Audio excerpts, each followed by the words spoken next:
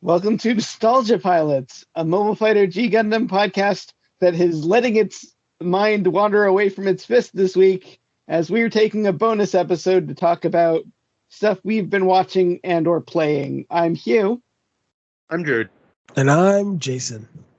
And we're just going to be doing a little bonus episode today, talk about what we've been, watching, playing as, summer gives way to fall. Man, it has been an excellent summer for video games. I mean, Baldur's Gate 3, Diablo 4, you've got Starfield on the horizon, Tears of the Kingdom. Tears of the Kingdom was so good. As we are recording this, Sea of Stars comes out tonight at midnight, and I'm just kind of watching the clock, download this in 3 hours. Is that the expansion for Tears of the Kingdom? It is a old school 16-bit RPG from the creators of The Messenger that has a dozen new tracks from Yatsunori Mitsuda in it. Oh, okay. Every trailer has captured my heart so thoroughly. I cannot believe how it both looks so fresh and new in certain ways, but also captures 1997 so perfectly. I'm super excited for that game. I'll have to check this thing out because I hadn't heard about it, so I will definitely have to check this out. Even though I have no time to play any games, but I just hoard them like a dragon. I just have a pile of PS5 games just under me. Yeah, the Steam Summer Sale and the Epic Free games, between those two, the hoarding happens. So I do have a show that I've watched recently that I have been curious about getting your opinions about, because I am certainly not a more hard-bitten anime fan. I do enjoy a good show, but at the same time, I don't have either of your depths of knowledge. So I did, however, recently sit through Yakitori on Netflix, which was, I think, a 6-episode show. I don't know if either of you caught it. I actually really enjoyed it. I'll say that up front. But there are things. Anyway, did either of you see it? I did not. So what's this about? Well, here's the premise. Basically, a bunch of Earthers join a intergalactic empire that are made up largely of suspiciously not Earth-esque animal castes, basically. The dogs that have a certain level in the military, and then the cats kind of run all the diplomatic stuff, and they've all got different little roles. And in the 6-part series, it basically focuses on a group of Earth humans that are they're basically disposable troops. The Yakitori are considered the shreddeds on the front lines. And these 6, of course, are exceptional because it's an animated, be boring series if they just died in the first episode. But they end up on a basically gerbil planet conducting what may or may not be war crimes. And it rung certain bells in a lot of Gundam ways, although there is something going on that I did also want to get your opinion about. What are your thoughts on CG anime and the mixed media ones where they have a little bit of CG here and there, or because interestingly in this show, all of the human characters have that, I don't know what software platform they use, but they all have that same look that you kind of see standard to the CG anime characters. But all of the animals in the show are hand-drawn, which I liked the look of the show. CG usually bothers me if I'm super honest, but I liked the look of the show in this case. It gave it some character to have everything around them hand-drawn and have the main characters be animated in that sense. But anyway, what is your sense on CG in general? It takes a deft hand to use correctly. Right now, the 2 studios I think that use it the best are Mappa and Studio Ufotable, or Ufotable, or UFO Table, whatever you want to call them. You would know them for Demon Slayer and Jujutsu Kaisen. They're probably the ones that use it the best. And then you have, I think it's called X-Arms or something of that nature. It came out a couple, maybe last year or a year before. That is utter garbage. Like the ones that are the worst are the ones that try to imitate cell shading on the Switch style animation for like Zelda, and they're just bad. Like, I understand that we have to go through these growing pains. I mean, we did it with regular CGI, and we'll do it with this. But man, is it rough when it's bad. Oh yes, and your anime, I caught it for a while. I kind of gave up on it because it was like, it's not that I did. I think it needed to either lean into the absurdity or play it super straight. Like, I don't know if you've seen it, but Beastars. Beastars is basically a bunch of anthropomorphic bipedal animals living human lives with relationships, drama, infidelity, you name it. And they play it super, super serious. Like, it is a drama with beast people. Like, and sexual relationships between predators and prey animals is a real thing in it, and it's like talked about in a weird, like, fetishistic way. So, like, yeah, there. I will say, if there are some weak spots in Yakitori, it is in the way that they just murder a whole bunch of the gerbil people, and it's kind of, maybe it's a problem, maybe it's not a problem. Let's not talk about like civilian gerbil deaths. I don't know. Yeah. Yeah, listen, Netflix, Amazon, Hulu / Disney are struggling to try to find their feet when it comes to what type of anime they want. Because, like, if you look at Netflix's anime, it's all over the place, but it also copies, like, it gets the English dubs of certain stuff. Mm-hmm. And then other times, it's absurd. It's just absurdist stuff. Like, Yakitori, like, it's kind of absurd. Like, why is it here? Also, the fact that they back Baki so hard, and it is one of the gayest shows I have ever seen in my life. Like, I thought JoJo's was bad, but this last season of Baki takes the cake.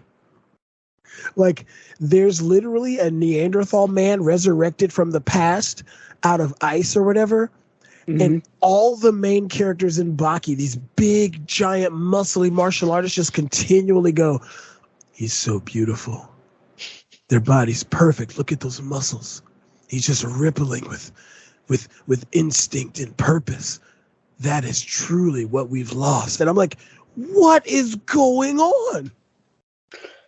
Truly, the essence of Bara is to be so straight that you warp around 180 degrees and somehow have become super gay. Oh, dude, it's the most Bara thing ever, man. Like, we all get it, right? Like, most sports anime are like this, but Baki they just put a hat on it. They put a hat and a beard, and they're having a great time right now. Like, it is bonkers. Like, and no one's saying anything about it. Like, no one's complaining. Like, look, Disney puts one trans character in a movie and they want to burn Mouse to the ground. But Baki has men, like, nearly, like, there's a kiss fight in this season. Like, I think when you get to that point where it's all, like, subtext but not really subtext, you get into the wrestling problem. Because it's ostensibly straight, and if you're the straight person complaining about it, you're just opening yourself up to being like, why does this bother you? Yeah, man, like, but no, it's a great season because, again, if you're going to make an absurd anime, it has to lean into it. Like, you cannot... Nutty and Tech and I and Jen, we just watched the sequel to a horror movie called Killer Piñata. Mm-hmm. It was Bride of the Killer Piñata.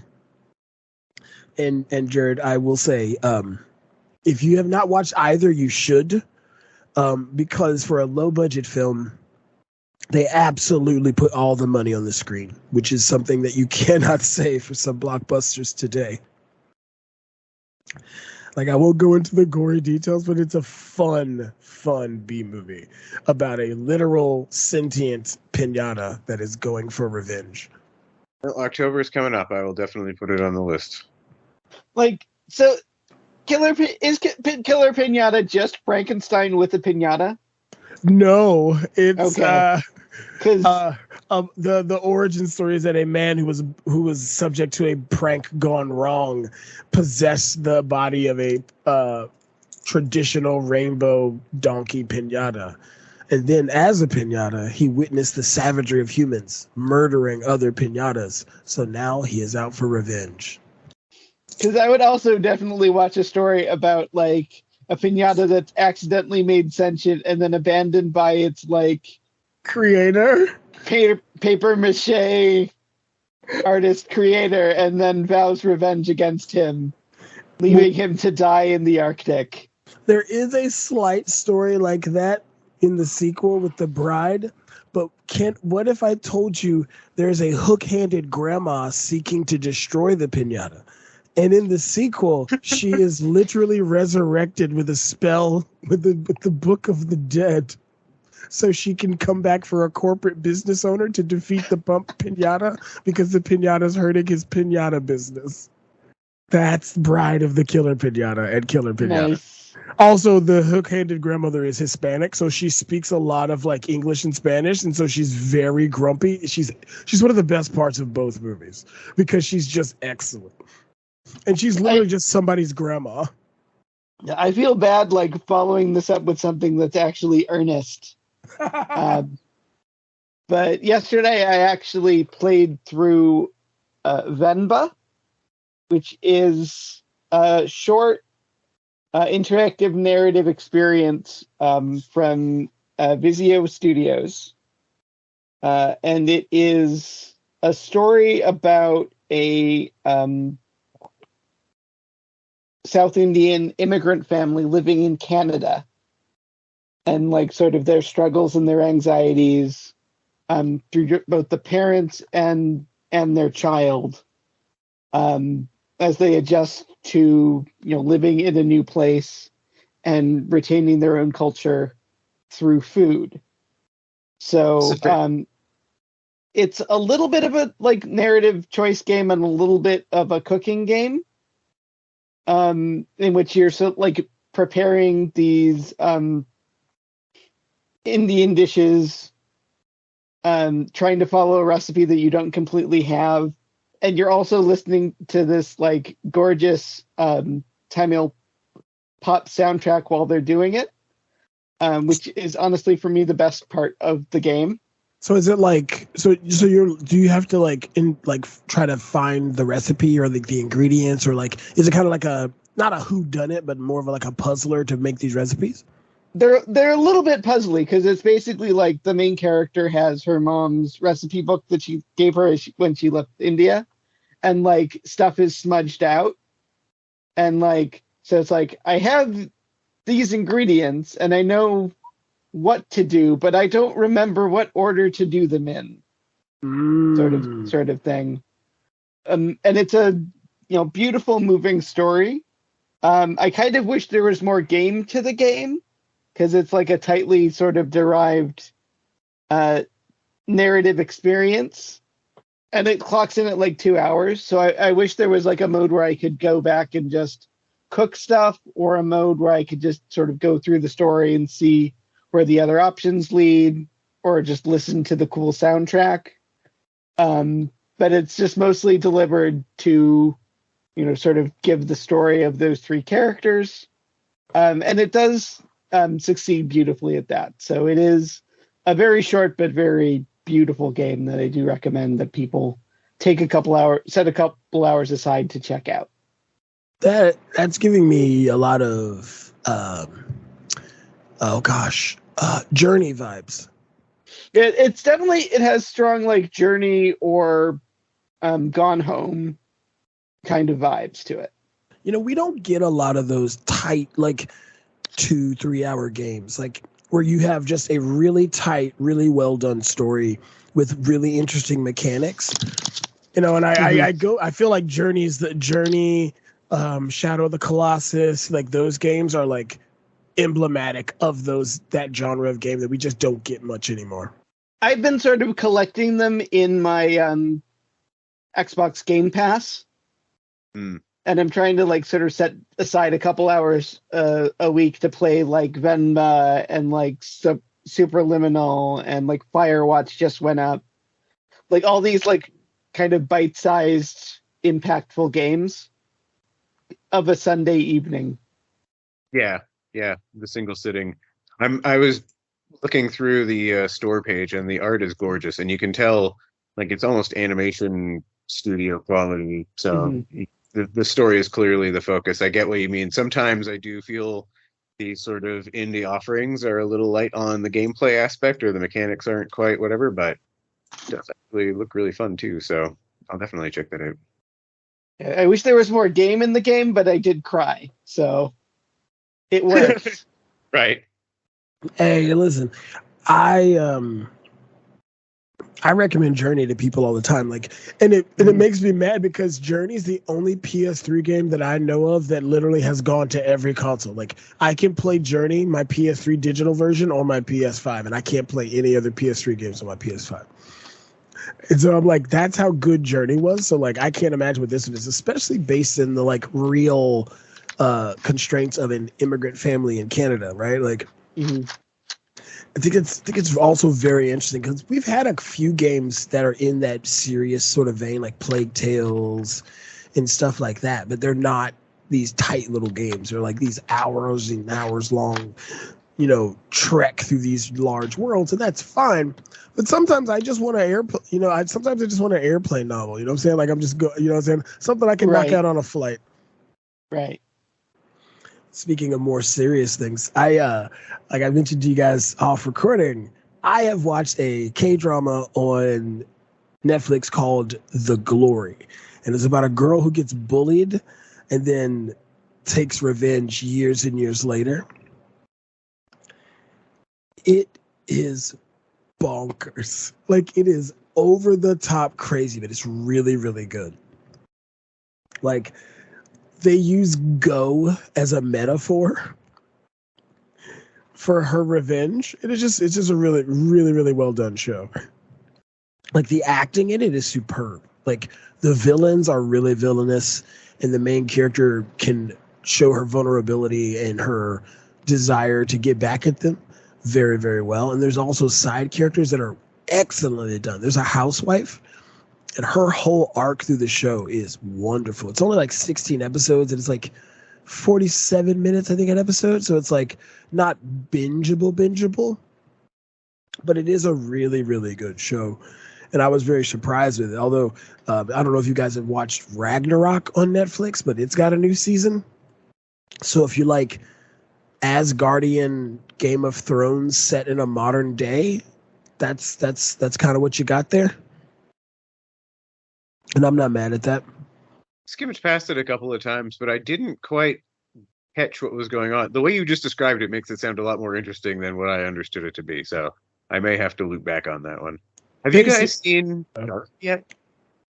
Say which one? I'm sorry? Dark? The German show? Dark? Is that a show or the movie? Because I remember there was one. It is a 3-season show. It's already concluded.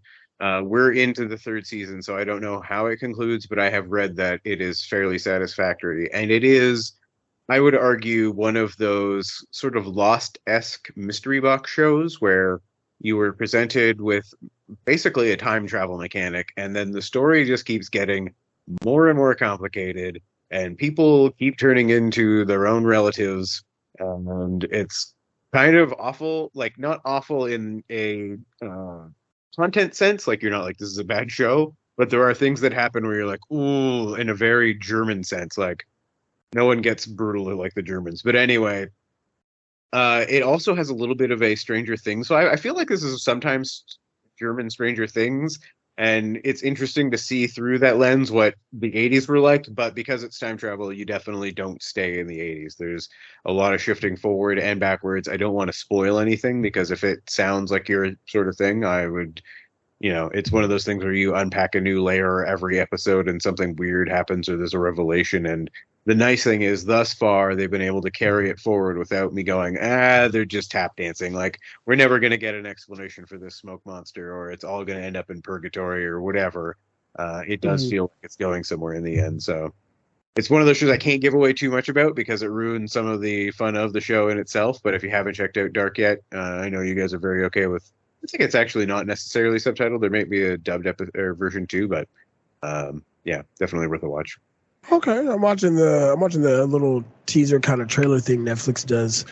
Okay, I'm with this. I've seen this cover image of the guy walking with the backpack through the sea of crosses or whatever. Yeah, I don't want to give too much spoiler away, but yeah, absolutely. And it's got some interesting character arcs within it because, I mean, time travel is weird. Yeah, okay. I'm down with that. I'll watch that. I'll definitely check that out. Because again, I finished The Glory. I'm making Jen watch through it now, and she's getting into it. So I've got to find me something else to watch. I've watched because I had 4 weeks off between summer semester and regular semester, and I had to go watch The Farm because Mama and Jay went to Germany to see my brother Matt. So I was watching The Farm by myself. So I got a lot of watching done to support my break from school, and so I caught up on a lot of anime, a lot of stuff on Netflix. Read a lot of manga too, what's his name? The guy who made Astro Boy. Oh God. What's on with Tezuka? Yeah. Yes. He has a manga called MW. Mm-hmm. And it's about a kid who gets kidnapped by a little ruffian gang that are kind of like miscreants on this island. And while he's in a cave with one of the kidnappers, gas goes off, kills everyone on the island except for those two. The gas makes the kid go crazy. Fast forward to the future. The guy who was in the gang is now a priest. And the kid is a serial killer who dresses as a nun and seduces the priest so he does not tell his crimes on him. And that's just the plot, like the initial kickoff of the manga. That's like chapter 1. What? Yeah. And this is a Tezuka joint. Yes, hold on. This is great radio, but I have a copy of it somewhere in here, and I will gladly show it to you. I'm just trying to think of this guy dressing as a nun and seducing a priest, but it's drawn in Tezuka's style. It is. He doesn't. So I've got to look this up now. Oh, I'll have to. I did a TikTok about it. I'll have to send it to you because it is. I'm so off TikTok these days. Oh my God. That is insane. Most of the comics reading I've been doing lately is I've been doing I've gone hardcore into the next, the latest X-Men event because, everybody dead. Spoiler alert. Yeah. Is that because they let loose? Is that because they let loose Thanos' uncle, or is this his grandpa? That was Thanos' grandpa, who is worse Thanos. Yeah, I murdered all the mutants in 60 seconds, or no, 60 minutes. I think it was. He just murdered a bunch of people on Mars. It's fine. They weren't important. And mutants were immortal. Yeah. Well, these were the non-immortal ones, but basically the Hellfire Gala this year, which is the big party, the Orcus, which is the people who are also Sentinels, staged a big attack and just killed a bunch of people, and they poisoned the drugs that the Krakoans are using to bribe other countries into letting them be a nation state. And they put a Trojan horse in there where they can just kill a bunch of innocent people and blame the mutants. So they basically forced Charles Xavier to order everyone through gates, and then sealed the gates after them. So most of the mutants on Earth are just gone, and no one knows where they are. Is that just an excuse because they're what happens with all of the X books, and this is me looking back to my time in the 90s, you end up just generating so many mutants, and there's so many characters, and everyone's whatever, and part of the what separates the X-Men from the other guys is that they're a little bit the underdog. They're like kind of on the outs with society a lot of the time. And if you get too many of them, then they just become a voting block. Like it becomes too whatever. So do you feel like they have to is that what's going on here? Is it a kind of an attempt to reduce the cast? Well, I think that's partially it. But mostly like I think they were always sort of seeing this as like a 3-part story, and then they were going to go back to like a more grounded status quo. Yeah. And this is definitely the like the second act end of Empire Strikes Back sort of moment, where they've just sort of like they were the highest they've ever been, and now they're most on the back foot that they've been since like Genosha. Yeah, I'd say that this is probably the most that they've put the X-Men and the mutants in danger since what, M-Day? House of M stuff? Yeah. But it's always sort of like the push and pull with X-Men is that like they have to be on the back foot, and you have to sort of make that believable. Like you have to like find a reason why this unkillable guy who can cut through anything is also a underdog. Yeah. It's. I think you're right. I think it's a lot. I think this is them being able to get back to less like ground level mutant stories, because up until this point, Jurd, and I'm not kidding, every mutant almost was immortal. They literally combined 5 category 5 mutants that had restorative abilities, and unifying these 3 literally made it so anytime a mutant died, they just got reborn out of a pod. And it was like... Yeah, that's a tough one for the stakes of your story, but yeah. And the worst part is they flexed on humanity. They were like, bro, let us go be a nation state or we'll just replicate. Like, I was like, is this how Charles thought it was going to go? Like, okay, I guess. And it got so bad that like Mr. Sinister was on their side, sort of. And like, they kidnapped him. They had to get Mr. Sinister involved. It was not good. But that was sort of always like the tension of the story, is that like we have Mr. Sinister on the team. Mr. Sinister is never up to anything good. This is going to bite us in the ass. Yeah. And not only did it bite them in the ass, there are like 3. The reveal is that there are 3 other Mr. Sinisters that are different. And didn't it makes sense though, because I always felt like you get different Mr. Sinisters depending on who's writing it. I like Catty Mr. Sinister, not like Mr. Sinister. Anyway. Well, basically, you know how Mr. Sinister has the red diamond on his forehead? Yeah. They revealed the other 3 suits. Which is both brilliant and the most, like, comic booky thing. Yeah, no kidding, but yeah, okay. And I think, isn't that because of Mr. Sinister? Why, and Jurd, this is good. For anybody listening who hasn't been paying attention, spoilers. Why Wolverine gutted Beast? Oh. Because it was like... Wolverine gutted Beast because Beast, like, has been, like, slowly turning into a fascist. Like, basically, Beast got, like, CIA-level control over the thing. Over like covert politics on Krakoa, and was like, well, everything I do is for the good of the state. Therefore, everything I do is for the good of the state. Therefore, there's no moral center anymore. And he started like operating a secret prison, doing a lot of like mind control and manipulation, genetic experiments. Like, he has gone full supervillain at this point.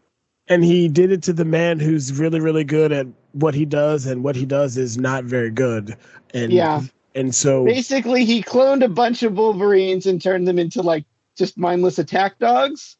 And that goes about how that always goes when an evil government does that to Wolverine. A lot of people get shanked until we get a really dramatic cover art. Well, always good to see a Canuck fighting fascists, but but he did make sort of like a giant plant-based skull mech that was pretty cool, as his base. But that's like the only good thing I will say about current Beast. I will say that I'm glad to hear the X books remain a space in which these weird kind of social commentary experiments can continue to happen, even if they aren't quite the same social commentaries that they once were. Like, I think that part of what it is that like you did have the 90s political commentary of, you know, isolationism versus integration Right. with Xavier and Magneto. But I think even amongst like any metaphor you want to apply to the X-Men, whether it's disability politics, queer politics, immigrant politics, minority politics, like it no longer holds true for those. Like those are no longer sort of like positions that those groups hold to. Like the politics has drifted way past those positions, so they needed to realign that. Yeah, And I think that's what you see. Also, you have like actual like queer people, women, and brown people writing comics, which was one of the really good things about the current like X Office, is that you did have like Vita Ayala and Teenie Howard and Victor Laval, and you know, to a lesser extent, Al Ewing and Kieran Gillen in there, just writing sort of interesting stories from a point of view that's not like a white dude imagining what it's like to be a minority, which I think is also deepening and helping those stories. Yeah, because I think the thing about the original X-Men in the 60s was, even if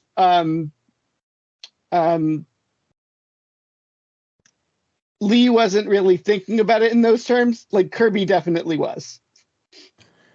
Oh yeah. And honestly, let's be real. Like that's kind of why Lee took what he took from Jack, because like Jack seemed way more into just, you know, making comics, whereas Lee was more about making that cash. But I think X-Men are feeling the squeeze because they used to be the comic franchise you'd go to for those type of stories, very socially minded, you know, bleeding edge kind of ideology. I mean, I would put old X-Men in the same vein as Archie comics, right? Like they would talk about things that most people wouldn't, and people just let it slide because it was a comic book, right? I was talking about it the other day. Like we've had Archie's came out, what, like the 60s or something like that? And we've had a poly relationship in that comic for decades at this point. Like, so I think X-Men really wanted to kind of bring themselves back into a place where they can start doing that in a more modern context. Because I think one of the current characters is inside of a computer and is literally fighting villains created from the digital representations of comment sections. So yeah, like, and also like Spider-Man right now, Miles Morales particularly is kicking their face in when it comes to diversity. If you want to have a good time, any of the Across the Spider-Verse comics are excellent because every issue is a one shot and they have a new Spider-Man that they're introducing. Well, that's a neat concept. Yeah, they're just really fun. That's where the Spider-Man who has the crutches, she's in, that's where she came from.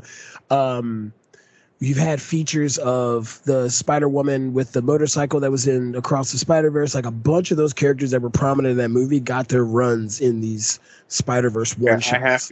I have to confess to my terrible shame that I have not seen Across the Spider-Verse yet. So don't worry, super good.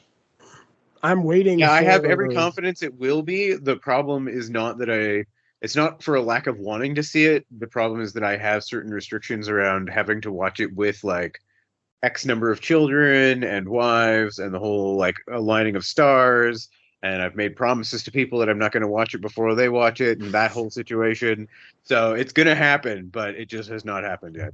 Basically, we don't want Jurd to lose a pinky because he broke a promise to the Yakuza and watched Across the Spider-Verse without proper consent. Yeah, not entirely off track. Actually. But no, man, it's excellent. Like, I have high hopes that the next movie will finish just as strong as these two, so we'll get a solid 3-movie franchise. Or four, or 3-movie franchise. Like, yeah, my husband really likes those movies because he could go in and he doesn't really need to know anyone, like, or what this is a reference to, what that is a reference to, who that was. It's just because everything that's a reference is also a gag, which I think is really brilliant. Yeah. And he was explaining that to me when we were leaving the theater, and I had to like bite my lip to not try and explain to him who Moreland was. It's like, yeah, I don't want to say anything, but that dude's definitely Moreland in disguise. That's what I'm calling. Dude, listen, I feel like, let's be real, like, they finally gave us comic book movies that were not the traditional same old stuff. Right. The only time we get that with DC is their animated stuff. Like, they did All-Star Superman. They've done all those really, really, really real well done animated ones. Marvel, not so much. I think they flirted with it with Falcon and the Winter Soldier, again with the Captain Marvel, little bit with the Secret Invasion, but I don't. That was not a. That was. It was a thing. I am far behind on the Marvel stuff. I think the last Marvel thing I saw was the last Thor movie. It's been about a year at this point. Yeah, and the thing is, I love the Marvel stuff. It's not whatever, but Marvel fatigue is real. Like, I just haven't found the time to catch up. Like, we recently rewatched the first Avengers, and that was such a good movie. Mostly because you can, like, put it on and it's a standard length of plot. Like, yeah, everything is entertaining. Everything makes sense in and of itself, even though it's drawing from other things. And there was no expectations with that movie. And no, like, if that movie broke even, it would have been a miracle. But I'm looking at the Marvels and I'm like, I want to see this, but I have no way to convince like anyone else to watch the 3 additional TV series I need to watch to know who those characters are. You know, too in-depth continuity can really be a drag. And I think that was true even when I was collecting comics as a child. Like, I would gravitate towards one-offs and annuals as much as possible because I couldn't be sure that I'd be back to the stand the next month to grab, well, that's not true. I had my books. I am pretty consistent with my Hulks, but things like that. Like, I think that, like, it's been definitely easier for me to, follow comics now that, like, my friend has a shop that's down the street from me and I have a personal drive to, like, support them every month. Right. That happened with me because the city forced the one comic shop that's been open for the longest in Roanoke, because B&D Comics has been open up, I think, now for almost 40 years. And they forced them to move from the location they've been in the whole time. And so, like, I've kind of, like, redoubled my efforts to support them because they literally made them move so they could put a roundabout in. And so I'm like, wow, like, the city, like I know it's nerdy history for the city, but, like, it's still history, right? Like, there's no other comic shop in the town, really. So, like, move it for a roundabout? Like, okay. Like, I guess? Question mark? But yeah, so I get you when you talk about, like, being able to have a pull list at a shop that you want to go to and support. Like, absolutely. As somebody who recently picked up the Warhammer 40K core book, I don't know that I need to spend more time in hobby shops, but I totally get. What's wrong, Jurd? You don't want to pay. I'm broke. I feel like that's how everyone talks about Warhammer. They're like, I love Warhammer, but I can't go near Warhammer or I'll buy Warhammer. Yeah, that's pretty much exactly it. Listen, there's nothing. Listen, Space Wolves. All right? Space Wolves. They're the best because they're Space Wolves. But to be fair. Space Labs. But no, man, like, yeah, so that's what I've been watching and stuff, man. I'm trying not to let this summer cold destroy me, though. So, yeah. I don't have anything else that I want to talk about yet, although I do have slotted some terrible movies to watch soon, like The Pope's Exorcist, starring our boy Russell Crowe. Oh yeah, I've had that on tap for a little bit too. I don't even know. We'll see how that goes. Yeah. Okay, well, to close things out, I will just perhaps briefly run you through a saga of my own saga, which is to say, I have to assume, as old school nerds, you are both familiar with the small Lone Wolf and Cub books that were ever present at a certain time. Oh, I have a complete collection of those. Yes. Yeah, I've got volume 1 behind me somewhere. So if you have a complete collection, then Hugh, you may know my pain somewhat. I have been buying them slowly just over the years for a number of years. And at some point, I don't know, 3 or 4 years ago, they discontinued the small books and they now just only have a omnibus of like basically 3 collected books of the smaller books into a larger book. Okay. So I am up to number 19, I believe, of 28, if I remember correctly, something like that. That sounds right. And I'm just over the hump of expense. So there's an arc where they were going up in cost, up in cost, up in cost, and the last book that I think it was number 15 cost me like $50.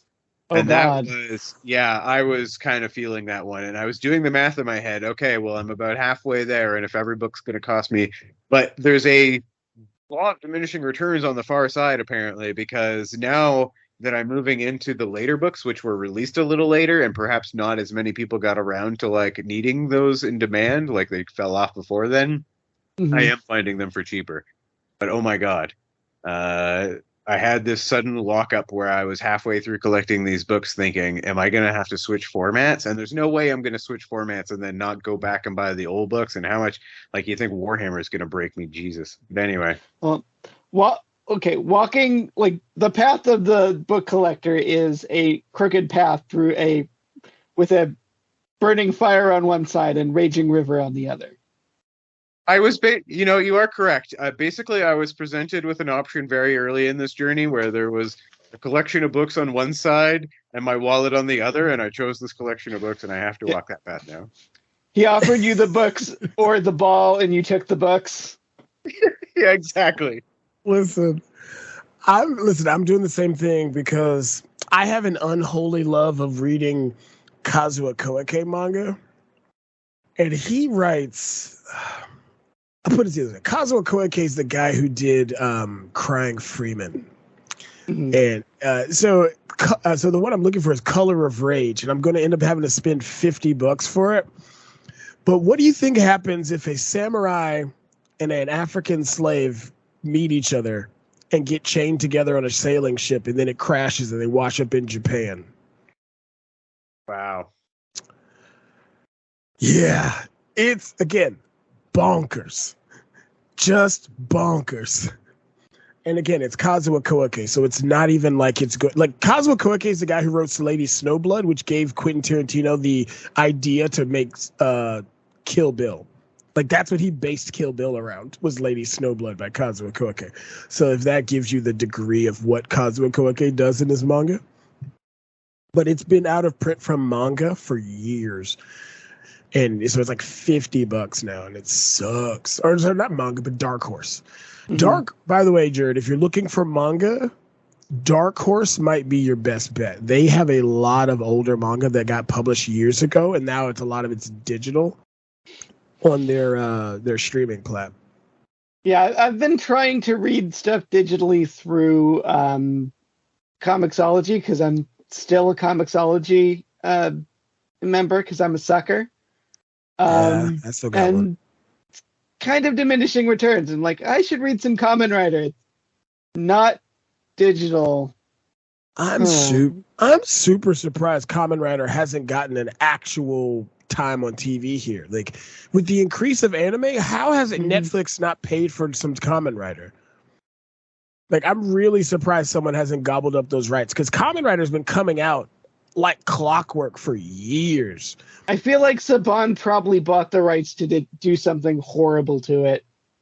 And they've just been holding on to them since the 90s when they had Jason Narvi, the actor who played Skull from Power Rangers, be one of the Kamen Riders. This like We're gonna release Kamen Rider when we can figure out how to make them surfers.